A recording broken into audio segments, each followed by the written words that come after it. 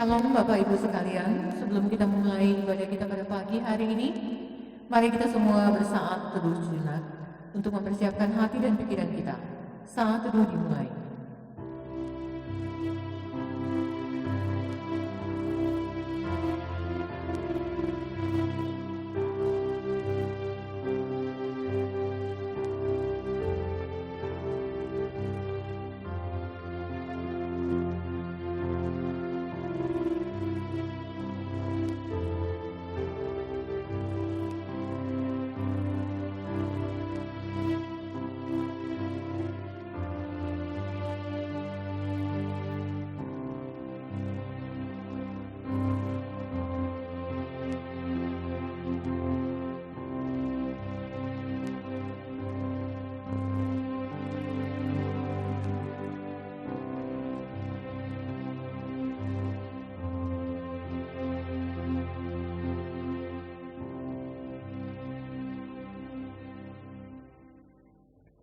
Bapak Ibu, saya undang untuk bangkit berdiri. Pertolongan kepada kita ialah dalam nama Tuhan yang menjadikan langit dan bumi, yang memelihara kesetiaannya sampai selama-lamanya, dan tidak pernah meninggalkan pekerjaan buatan tangannya. Kasih karunia dan damai sejahtera dari Allah Bapa kita dan dari Tuhan Yesus Kristus menyertai kita. Amin. Mari kita angkat satu pujian. Suci, suci, suci.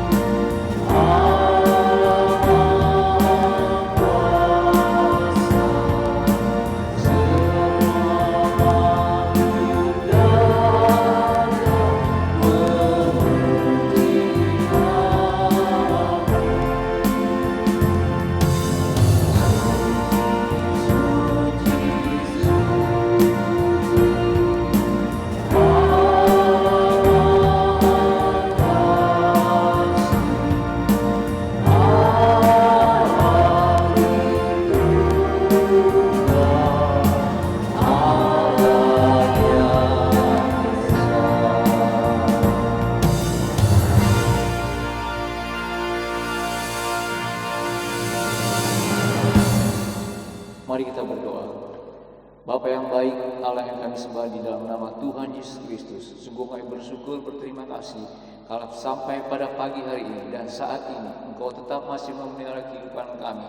Kami tahu ini semua oleh karena berkat, rahmat dan kemurahan-Mu saja. Kami ada sebagaimana kami ada saat ini ya Tuhan. Bapa, saat ini kami mohon penyucian, kuduskan hati pikiran, tubuh roh jiwa kami, untuk kami masuk dalam ibadah, supaya kami berkenan dan layak di hadapan Engkau. Pakai kami yang melayani dengan penuh urapan yang daripada-Mu ya Tuhan. Kami menyadari segala kekurangan dan keterbatasan kami, kelemahan dan ketidakmampuan kami.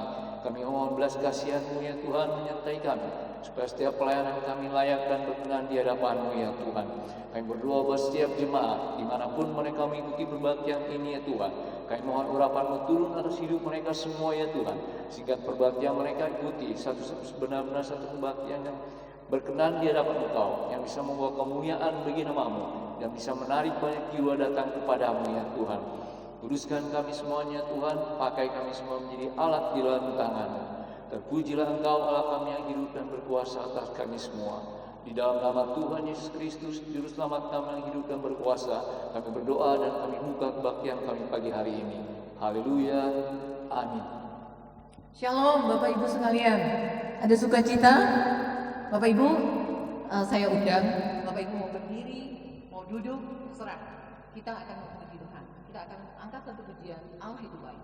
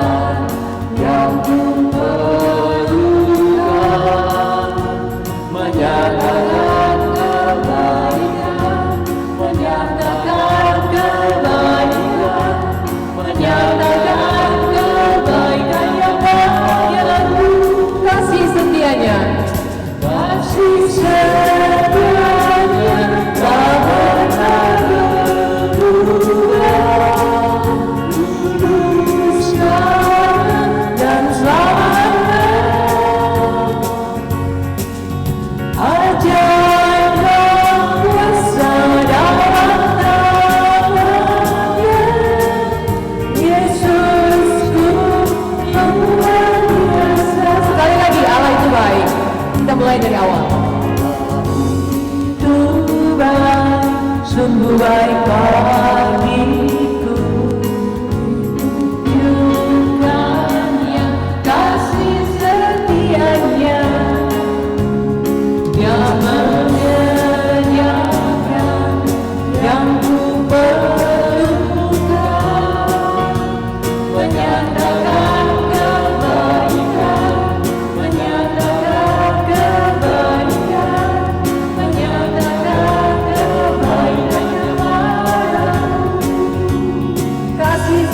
kasih setianya kau pernah berubah,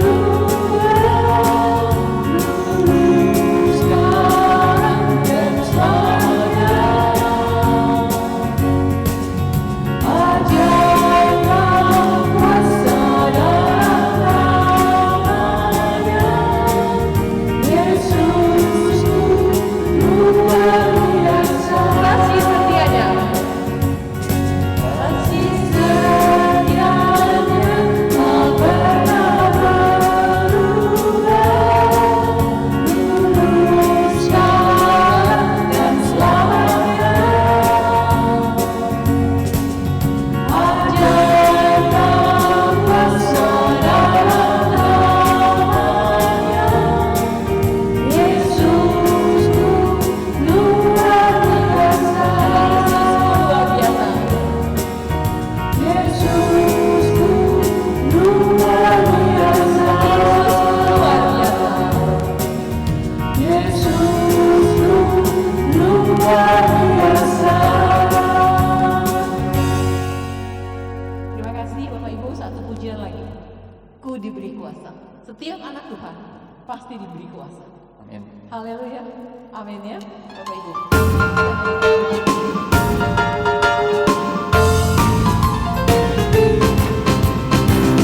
Diberi kuasa dengan janjinya,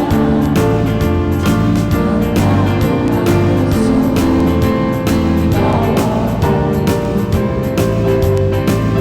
batai kuasa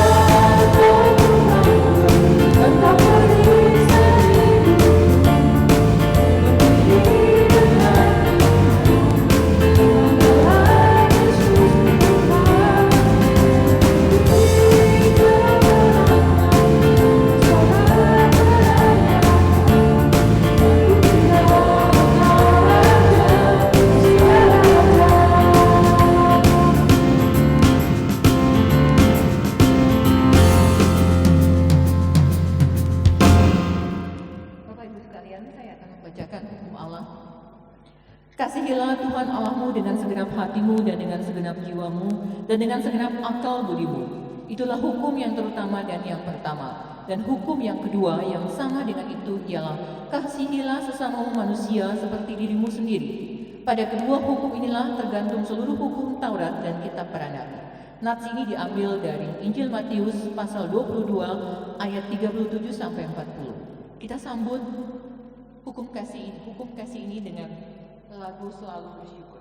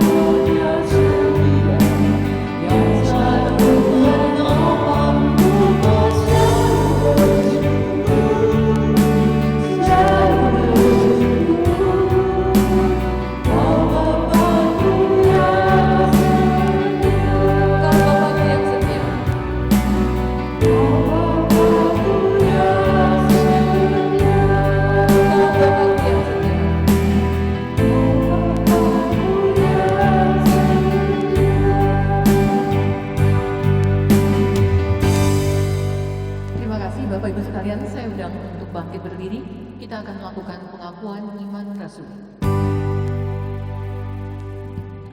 Pengakuan iman Rasul. Aku percaya Allah, Bapa yang Maha Kuasa, langit dan bumi, dan kepada Yesus Kristus, Anak yang tunggal Tuhan kita, yang dikandung daripada Roh Kudus, lahir dari anak darah Maria, yang menderita sengsara, bawah pemerintahan Pontius Pilatus, disalibkan, mati dan dikuburkan, turun ke dalam kerajaan maut. Pada hari yang ketiga, bangkit pula dari antara orang mati, naik ke surga, duduk di sebelah kanan Allah, Bapa yang Maha Kuasa, dan dari sana Ia akan datang untuk menghakimi orang hidup dan yang mati. Aku percaya pada Roh Kudus, gereja yang kudus dan am, persekutuan orang kudus, pengampunan dosa, kebangkitan daging, dan hidup yang kekal. Amin. Bapak Ibu sekalian, kita akan memberikan yang terbaik untuk pekerjaan Tuhan di tempat ini. Sebelumnya saya akan membacakan satu nats dari Malaki 3 ayat 10. Bawalah seluruh persembahan persepuluhan itu ke dalam rumah perbendaharaan, supaya ada persediaan makanan di rumahku, dan ujilah aku, firman Tuhan semesta alam. Apakah aku tidak membukakan bagimu tingkap-tingkap langit dan mencurahkan berkat kepadamu sampai berkelimpahan? Bapak Ibu sekalian, kita memberikan persembahan, kita akan nyanyikan sebuah pujian persembahan.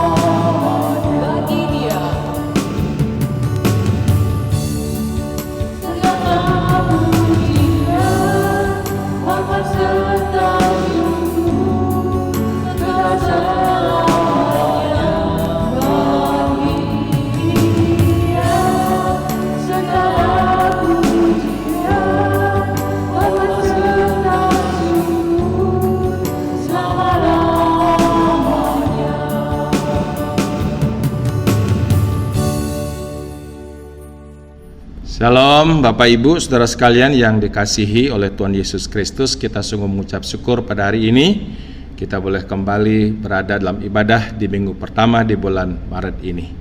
Mari sebelumnya kita mohon pimpinan Roh Kudus.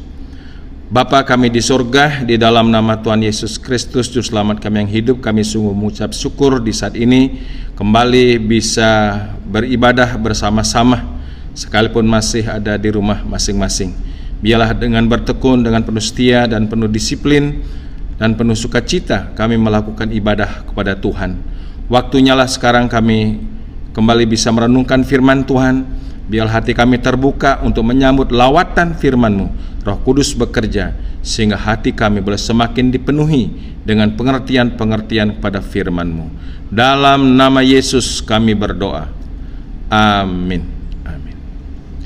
Baik Bapak Ibu, kita akan langsung membaca firman Tuhan yang telah dipersiapkan dari 1 Yohanes pasal yang ketiga. Ya, mungkin ini adalah kitab yang sangat langka diungkap, tapi hari ini kita akan melihat kebenaran firman Tuhan dari 3 Yohanes ayat yang ke-11. Karena 3 Yohanes ini terdiri dari satu pasal saja. Demikian firman Tuhan ayat yang ke-11. Saudara yang kekasih, janganlah meniru yang jahat, melainkan yang baik. Barang siapa berbuat baik, ia berasal dari Allah, tetapi barang siapa berbuat jahat, ia tidak pernah melihat Allah. Terpujilah Tuhan atas firman-Nya. Berbahagialah kita semua yang senantiasa mencintai firman Tuhan dan terus mentaati dalam hidup kita hari lepas hari. Saudara sekalian, dalam satu area padang rumput hijau yang luas, tinggallah di situ ada banyak komunitas hewan. Ada kumpulan sapi, lembu, kumpulan kambing, domba, dan juga ada kumpulan keluarga kodok.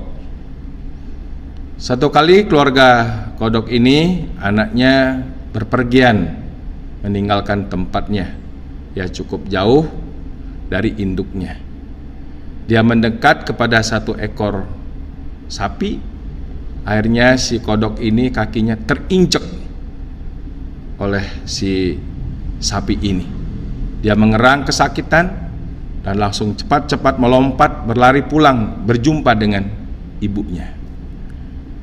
Dan dia mengatakan, "Mama, waduh aku ini celaka, kakiku kena injek sapi, ini berdarah, sakit sekali. Yang mana nak? Nih." "Wah kesian kamu ya, itu sapi apa itu?" "Waduh mak, sapinya badannya besar." "Sebesar apa itu badan sapi?" "Aduh mak, besar banget." Dan akhirnya ibunya ini mencoba untuk menghirup napas, ya digedein badannya. "Apa segini nak? Gedenya itu induk sapi itu."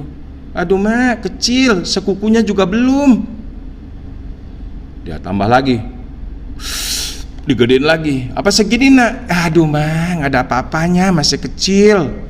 Semakin penasaran si induk kodok, dia terus dengan sekuat tenaga dia menghirup napas, mencoba membesarkan porsi tubuhnya. Semakin besar, akhirnya meledaklah perutnya karena tidak nampung udara itu. Nah saudara, ini adalah contoh kecil. Ya, si kodok ini ingin mencoba meniru postur sapi itu, tubuh sapi.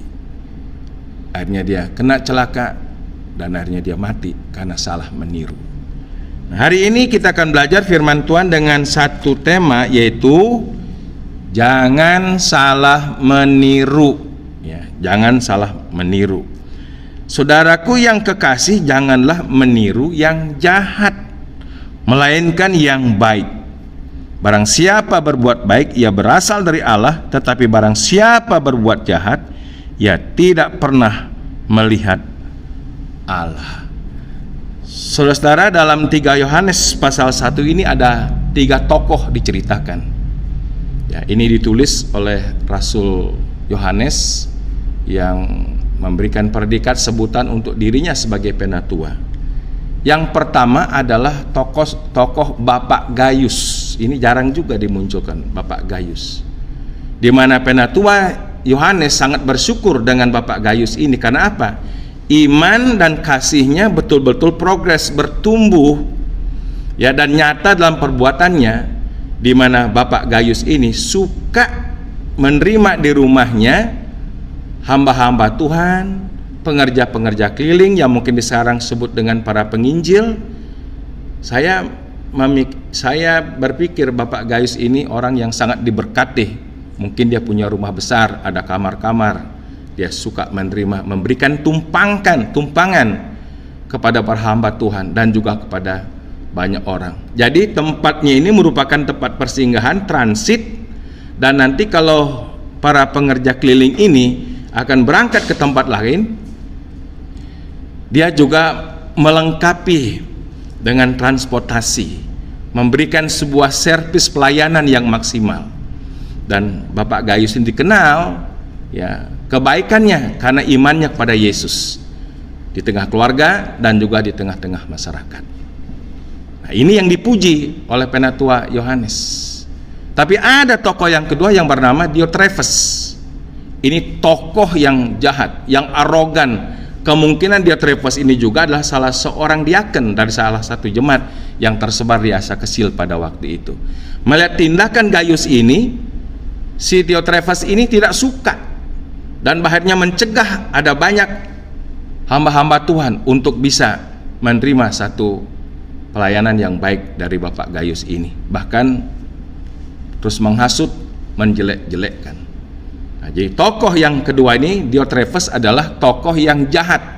Padahal dia adalah seorang, mungkin ditafsirkan salah seorang diaken yang menjabat dalam sebuah gereja, namun hatinya dipenuhi dengan kejahatan, iri hati, dengki, sehingga tidak suka melihat kalau ada hamba-hamba Tuhan diberikan pelayanan oleh Bapak Gaius ini. Tokoh yang ketiga adalah Demetrius. Demetrius ini kemungkinan besar juga dikatakan salah seorang penatua dari ada banyak jemaat yang tersebar di daerah Asia Kecil pada waktu itu. Dan Demetrius ini dikenal pribadinya baik, seorang hamba Tuhan yang baik, dan kemungkinan besar Demetrius inilah yang membawa surat Rasul Yohanes ini kepada Gaius. Jadi reputasinya sebagai hamba Tuhan dikenal sangat baik. Nah, saudara, di sini ada 2 contoh yang sangat kontradiktif. Contoh yang satu adalah positif untuk bisa mendeklarasikan iman, percaya, kasihnya dalam sebuah tindakan perbuatan yang baik seperti Bapak Gaius dan seorang hamba Tuhan penatua bernama Demetrius. Tapi ada juga tokoh yang jahat yang gak suka melihat kemajuan-kemajuan pekerjaan Tuhan, bahkan iri hati, memberikan fitnahan. Ya, ini semua nanti sudah baca dalam satu pasal itu, yaitu bernama Diotrephes. Nah, makanya ada nasihat ini, saudaraku yang kekasih, janganlah meniru yang jahat, tetapi kita boleh melakukan mencontoh yang baik. Saudara, dalam masa Prapaskah ini kita sangat tepat untuk boleh mengambil sebuah contoh yang supremasi, contoh yang tiada duanya, yang tidak lain tidak bukan adalah Tuhan Yesus, juru selamat kita. Ya, dialah contoh yang paling agung, yang tidak ada salahnya. Dan mari kita belajar, ya, dalam masa Prapaskah ini dari pribadi Yesus, pelayanannya, dan juga sampai karya penebusan, penyelamatannya di kayu salib. Ya, kita belajar kalau kita boleh mencontoh ataupun kita melakukan seperti apa yang Yesus lakukan, kita pasti akan, ya, terbimbing untuk melakukan hal-hal yang baik yang akan memberkati kehidupan kita dan juga kehidupan orang lain. Nah, makanya yang pertama, bagaimana kita boleh mencontoh yang baik dan mencontoh yang jahat. Pertama adalah ikutilah teladan Tuhan Yesus. Yang pertama, ikuti teladan Tuhan Yesus, karena dia adalah pribadi yang tiada salah, yang dia adalah pribadi yang sempurna dalam hidupnya. Ya, dalam kitab Kolose dikatakan, siapakah Yesus? Dia dikatakan adalah gambar Allah yang tak kelihatan, gambar Allah yang sulung, dan dia lebih utama dari semua ciptaan. Sehingga Kolose pasal 1 ayat yang 19 dikatakan bahwa karena di dalam Kristus berkenan diam seluruh kepenuhan Allah. Ya, di dalam Kristus Yesus berkenan diam seluruh kepenuhan Allah. Jadi makanya sudah selayaknya lah kita kembali menyegarkan ingatan kita akan pribadi Yesus, akan semua tindakan perbuatannya, pada puncaknya pengorbanannya di kayu salib. Saudara, dalam kitab Yohanes pasal 13, ya, Injil Yohanes pasal 13 ayat yang ke-15 dikatakan di sana, sebab aku telah memberikan suatu teladan kepada kamu, supaya kamu juga berbuat sama seperti yang telah kuperbuat kepadamu. Lihat di sini, aku telah memberikan suatu teladan sesudah Tuhan Yesus membasuh dan mencuci kaki para muridnya. Ya, dan Tuhan Yesus mengatakan, seperti Bapa mengasihi aku mengasihimu, dan tinggallah kamu di dalam kasih itu. Ada perintah untuk saling mengasihi. Jadi ada teladan yang luar biasa yang diberikan oleh Tuhan Yesus. Di dalam kita mengiring dia, di dalam kita boleh melayani dia, di dalam kita boleh mengasihi dia. Yesus adalah teladan yang sempurna. Ya, jadi telah meninggalkan teladan. Yang kedua, Tuhan Yesus juga memberikan teladan di dalam masalah mentaati firman Tuhan, mentaati akan kehendak Bapanya di sorga dengan tanpa cacat. Nah, itu saudara boleh kita baca dari kitab Filipi pasal 2 ayat yang ke-5 sampai dengan yang ke-8.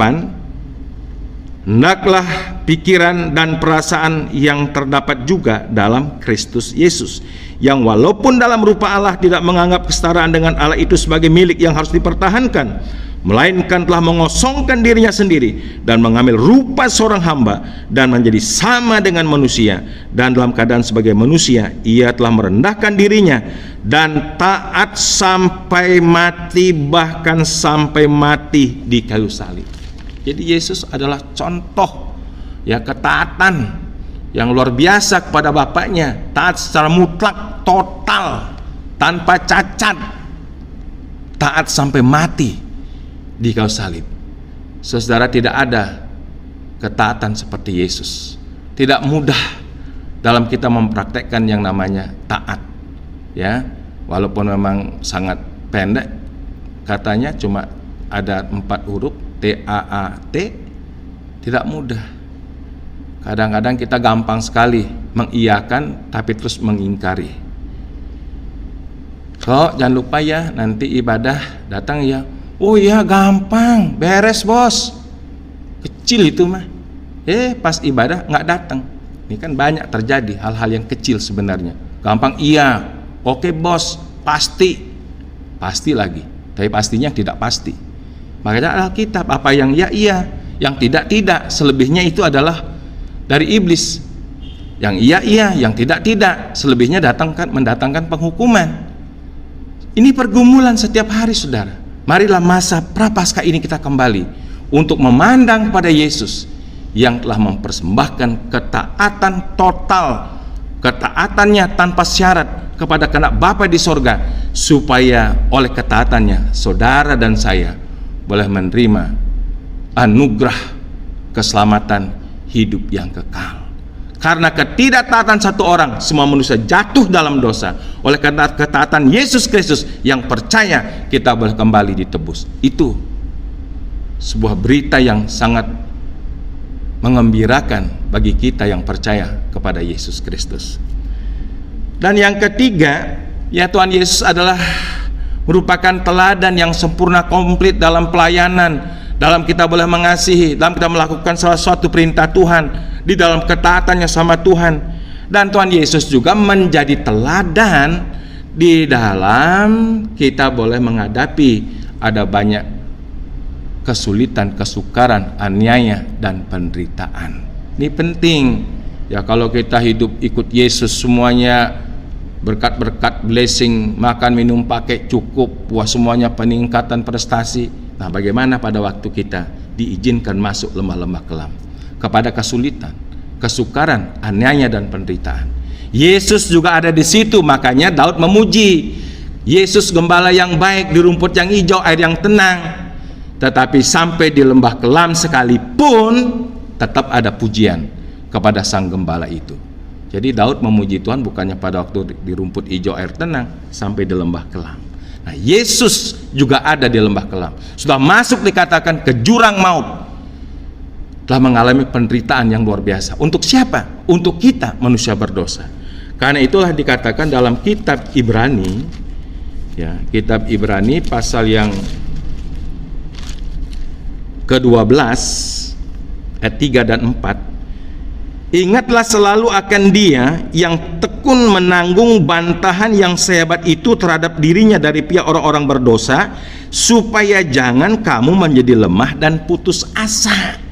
Waktu kita lemah, mungkin malam putus asa, ada kecewa, mari pandang pada Yesus. Ya, saya percaya Yesus bukan hanya sebagai pribadi teladan, tetapi Dia memberikan kuasa kepada kita yang boleh percaya dan ikut jejaknya. Dia memberikan kuasa untuk kita sanggup melewati lembah-lembah kelam. Saudara, dikatakan dalam pergumulan kamu melawan dosa, kamu belum sampai mencurahkan darah. Semenderita apa kita? Sesusah apa kita? Apa sudah mencurahkan darah karena Yesus? Belum. Mari saudara, pada waktu kita mungkin diizinkan Tuhan masuk lembah-lembah kesukaran, pandang kepada Yesus. Dia bukan sekedar memberikan teladan atau menjadi teladan, tapi barang siapa yang percaya dan ikut jejak Yesus, Dia memberikan kuasa, kesanggupan, kekuatan untuk kita mengatasi berbagai kesulitan, aniaya ataupun sengsara. Apa yang dapat memisahkan kita dari kasih Allah? Kesukaran, ketelanjangan, kelaparan, aniaya? Tidak ada satupun. Yesus memberikan sebuah teladan yang sangat komplit, perfectly, sempurna, completely, tidak ada kekurangan. Makanya saya mengajak di masa Paskah ini kembali untuk menegaskan pandangan iman kita, hidup kita kepada Kristus yang telah mati dan bangkit dan telah meninggalkan satu teladan yang baik. Maka itu dikatakan di dalam kitab 1 Petrus pasal 2. Nah, ini lihat nih, 1 Petrus pasal 2. Sebab untuk itulah kamu dipanggil, karena Kristus pun telah menderita untuk kamu dan telah meninggalkan teladan bagimu, supaya kamu mengikuti jejaknya. Wah, indah sekali ya. Karena Kristus pun telah menderita untuk kamu dan telah meninggalkan apa?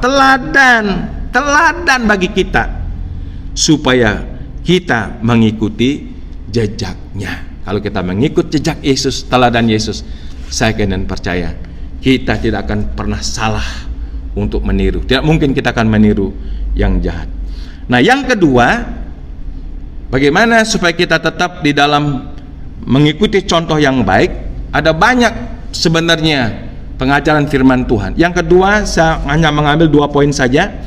Ikuti teladan para pemimpin rohani. Ini penting, saudara. Tapi di sini normatif, karena ada banyak pemimpin yang benar, banyak juga pemimpin yang jahat. Ya, seperti Diotrephes kan seorang pemimpin juga, tapi jahat anunya, tingkah lakunya. Ada nabi yang palsu, ada nabi yang benar. Nah, karena itulah kita harus melihat tokoh-tokoh dalam Alkitab, tokoh-tokoh iman, para pemimpin yang berjuang di lapangan, pemimpin yang berani menyatakan sebuah kesaksian karena kesatuannya dengan Kristus. Ya, karena telah mengalami Kristus, dia menyatu dengan Kristus. Rasul Paulus pun dia menyatakan, dia contoh tuh yang orang lain, tapi Paulus mengatakan, ikuti teladanku. Ya, dicatat itu dalam kitab Filipi pasal 3:17. Ikuti teladanku. dan ikuti juga para pemimpin rohani. Itu dikatakan dalam kitab Ibrani pasal yang ke-13 ya. Kitab Ibrani pasal 13 ayat yang ke-7. Nih lihat nih.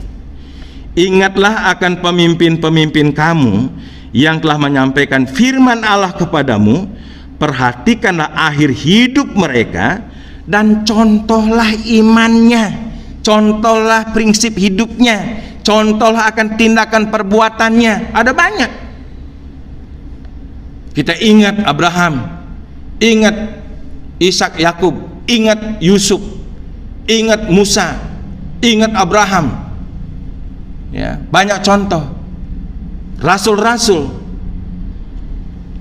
Paulus mengatakan ikuti teladanku, pasti juga dia mengatakan Timotius, ada Epaphroditus, ada si Tikhikus, banyak lagi yang lain. Dan di sini ikuti si Gaius, ikuti Demetrius, jangan ikuti Diotrephes. Jadi kita harus juga peka dengan hamba-hamba Tuhan. Kalau saudara memang bertekun dalam membaca kitab suci, tahu tokoh-tokoh iman, saudara akan tahu mana hamba Tuhan yang benar, mana hamba Tuhan yang palsu, mana hamba Tuhan yang betul-betul baik, mana ada hamba Tuhan yang jahat. Saudara akan dipimpin oleh firman Tuhan. Makanya jelas dalam kitab Ibrani pasal 13 ayat 7 ini luar biasa. Ingatlah akan pemimpin-pemimpin kamu yang telah mengembalakan kalian, yang telah mengarahkan untuk bagaimana saudara-saudara bertumbuh dalam Tuhan. Gembala sidang saudara, hamba Tuhan saudara, mungkin dia adalah pendeta, guru Injil, evangelis, ya, dan juga diaken-diaken majelis gereja. Banyak yang baik, banyak yang betul-betul berdedikasi.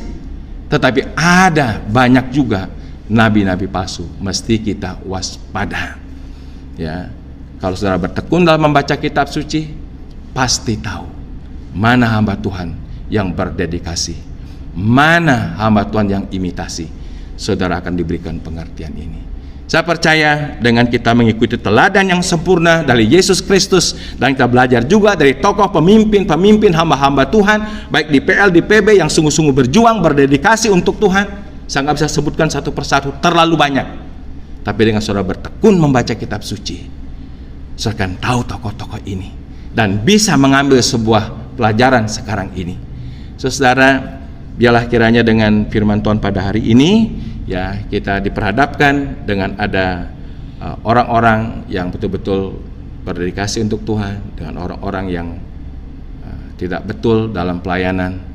Roh Kudus akan menolong. Mari pandang kepada Yesus yang adalah teladan sempurna, teladan sempurna, tanpa cacat, tanpa salah. Ikuti jejak Yesus, pasti akan mencontoh yang baik, tidak yang jahat. Kita berdoa. Bapa di sorga, dalam nama Yesus, terima kasih firman-Mu. Engkau tolong meteraikan ini di hati kami, dan kami boleh bertindak hati-hati, dan kami boleh semakin dalam untuk bertekun membaca kitab-kitab suci, supaya kami mengerti, memahami tentang pribadi orang-orang yang betul-betul bertekun di dalam Tuhan, yang mendedikasikan dirinya, dan juga dengan orang-orang yang tidak sungguh-sungguh dalam Tuhan. Tetapi kami memiliki pribadi teladan yang sempurna, teladan yang sejati, yang supremasi, yang tidak ada salahnya, hanyalah Yesus Kristus yang telah menderita sengsara sampai mati di salib. Engkau bangkit, memberikan kepastian hidup yang kekal bagi kami semua yang percaya. Kami akan meneruskan dengan perjamuan kudus. Tuhan tolong kami, supaya perjamuan kudus ini akan boleh mengikatkan, menyatukan kami kembali, ya, dalam kesengsaraan, penderitaan, kematian, kebangkitan-Mu Tuhan Yesus, supaya hidup kami, iman kami bertumbuh di dalam pengorbanan Kristus. Dalam nama Yesus kami berdoa. Amin. Amin. Baik saudara, kita ambil sikap doa hormat dalam kita mengikuti perjamuan kudus. Bagi saudara sekalian sedang jemaat yang sudah dibaptiskan, mari bersama-sama kita melakukan perjamuan kudus. Buat saudara yang belum dibaptiskan, mohon kesabarannya demi ketertiban kita dalam berjamaah. Demikian firman Tuhan sebagai pengantar perjamuan kudus. Sebab apa yang telah kuteruskan kepadamu telah aku terima dari Tuhan, yaitu bahwa Tuhan Yesus pada malam waktu Ia diserahkan mengambil roti, dan sudah itu Ia mengucap syukur atasnya, Ia memecah-mecahkannya, dan berkata, inilah tubuhku yang diserahkan bagi kamu, perbuatlah ini menjadi peringatan akan aku.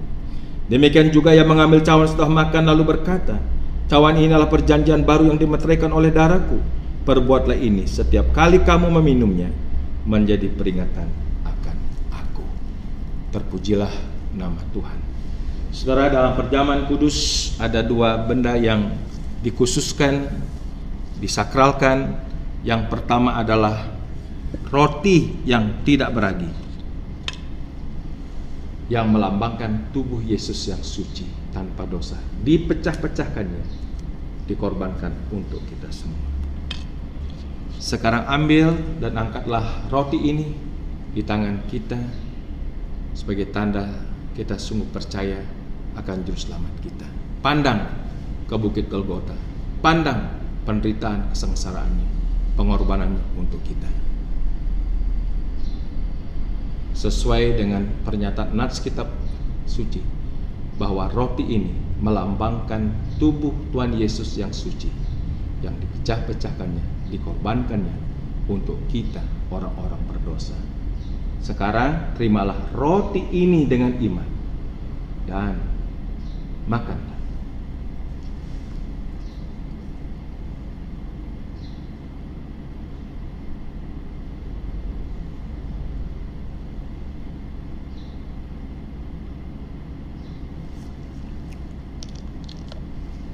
Yang kedua adalah anggur yang melambangkan darah Tuhan Yesus yang suci tanpa dosa. Tidak ada pengampunan dosa tanpa penumpahan darah.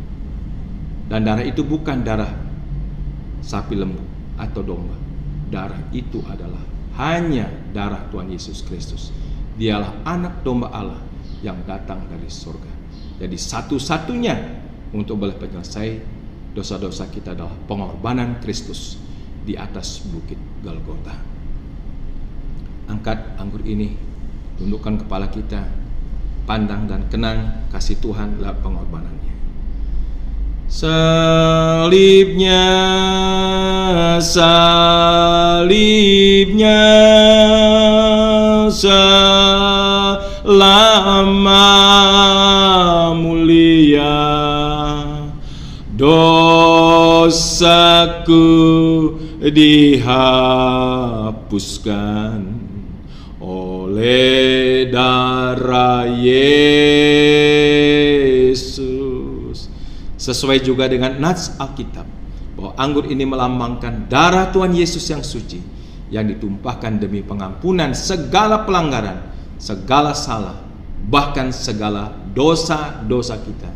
Sekarang terimalah anggur ini dengan iman dan minumlah.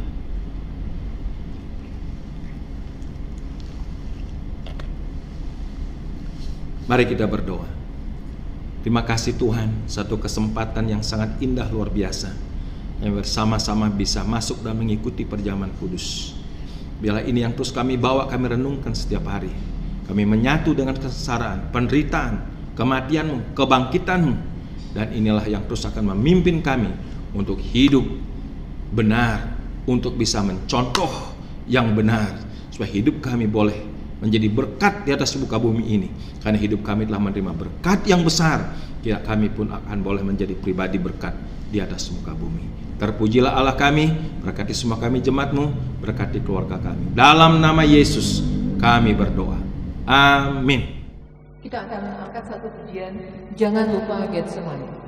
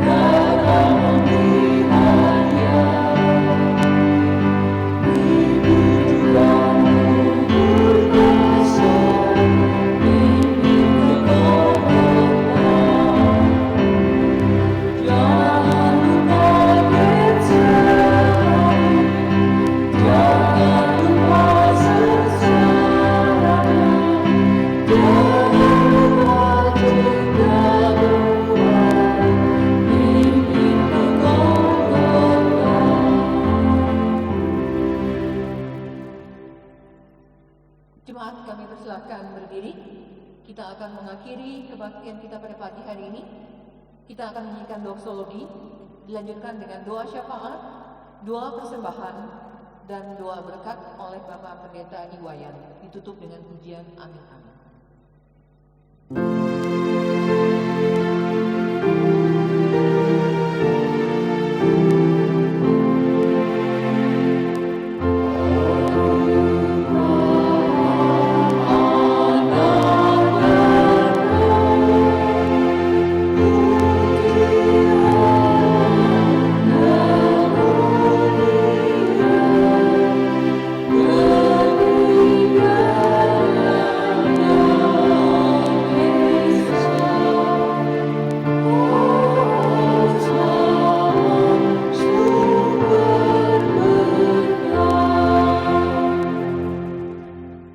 Kita berdoa. Bapa di sorga, dalam nama Tuhan Yesus, kami sudah diberkati lewat ibadah yang berlangsung pada hari ini, melalui suasana ibadah, puji-pujian, bahkan firman Tuhan, dan terkhusus kami ikut dalam perjamuan kudus. Dan biarlah kami tetap di dalam kesetiaan kami beribadah kepada Tuhan. Kami mengingat bersyukur kepada Tuhan, karena sudah genap 1 tahun kami beribadah di rumah kami masing-masing. Tapi Tuhan memberikan kekuatan dan kesetiaan. Biarlah kiranya kami memelihara, menjaga iman percaya kami sungguh-sungguh pada Engkau. Dengan demikian kami berdoa juga supaya kiranya pelaksanaan vaksinasi ini akan bisa segera, sehingga akhirnya Corona atau COVID-19 ini bisa segera berlalu, yang akhirnya kami semua jemaat-Mu bisa kembali bersorak-sorai beribadah di rumah-Mu yang kudus. Terima kasih Tuhan untuk kerinduan kami. Kami juga berdoa untuk jemaat-Mu Tuhan di Kelapa Gading ini. Engkaulah yang empunya para pengerja, gembala-gembala, pengajar-pengajar, penginjil-penginjil. Jangan biarkan Tuhan umat-Mu, domba-domba-Mu di Kelapa Gading ini tak tergembalakan. Kami berdoa untuk seorang gembala ke depan. Tuhan, Engkau sedang mempersiapkan, karena Engkau yang mempunyai ladang. Engkau pasti akan menyediakan yang terbaik untuk bisa menuntun, membimbing, mengembalakan umat-Mu di Kelapa Gading dengan baik, supaya pekerjaan Tuhan boleh mengalami pertumbuhan dan juga perkembangan. Oh Tuhan, kami berdoa untuk pengurus gereja, para diakon majelis, agar tetap bersekutu bersama-sama. Biarlah kiranya di masa Paskah ini kami betul-betul ada rekonsiliasi secara rohani dengan merenungkan firman Tuhan, dengan memandang pada Yesus Kristus.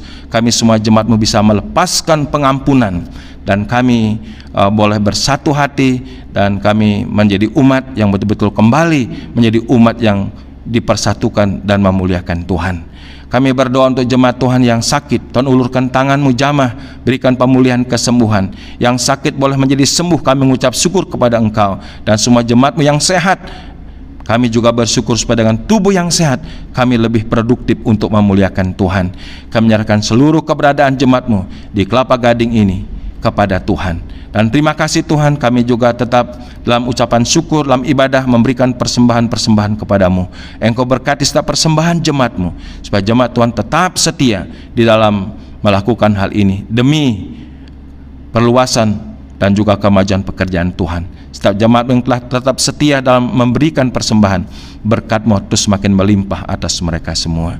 Terima kasih Tuhan, terima kasih banyak. Inilah syafaat dan doa persembahan yang boleh kami bawa dalam nama Tuhan Yesus yang mengajar doa demikian. Bapa kami di sorga, dikuduskanlah nama-Mu, datanglah kerajaan-Mu, jadilah kehendak-Mu di bumi di sorga. Berilah pada hari ini makan kami secukupnya, dan ampunilah kesalahan kami seperti kami telah mengampuni orang lain yang bersalah kepada kami. Janganlah membawa kami ke dalam pencobaan, tapi lepaskanlah kami segala yang jahat, karena Engkau mempunyai kerajaan dan kuasa dan kemuliaan sampai selama-lamanya. Terimalah berkat daripada Tuhan. Kiranya damai sejahtera dari Allah Bapa yang limpah sempurna, kasih karunia penebusan dalam Kristus Yesus Putra yang tunggal, serta janji penyertaannya oleh Roh Kudus menyertai saudara sekalian sekarang ini sampai selama-lamanya. Amin.